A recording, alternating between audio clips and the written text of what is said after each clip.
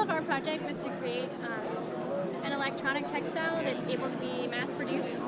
We want to directly incorporate sensors into a textile fabric. So normally, the kinds of electronic textiles that exist right now are really bulky. They've got really thick wires running through them. They've got pieces of circuitry just sort of sewn onto a piece of fabric.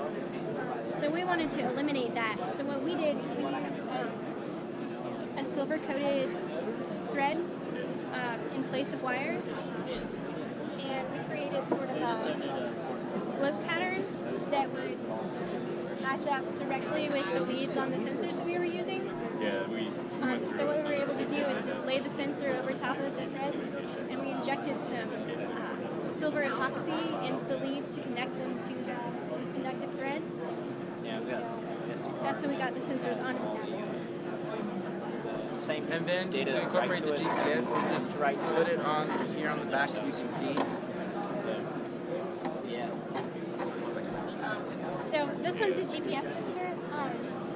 In the future, we want to be able to create our own sensor shapes so that they'll fit onto a process.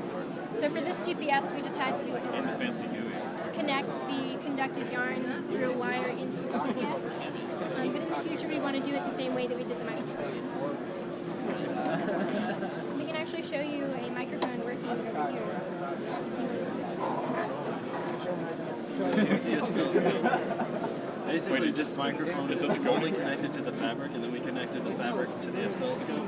So it's sending this audio signal. You can see me talking on it right now. It's sending this audio signal through the fabric and then into the oscilloscope. And like I said, there's no wires inside the fabric. It's just the conductive fiber in there. So basically, the application for this design was to create sort of a human black box type deal. So that's what this is. Basically, what it does is it records audio information as well as GPS location data, and it pulls it every 1 minute and stores it onto an SD card. From the SD card, you can pull out the SD card and then put it into a computer, which will load a track of where you have been, and it tells you what time you were there, what date you were there, and how fast you were going during that point.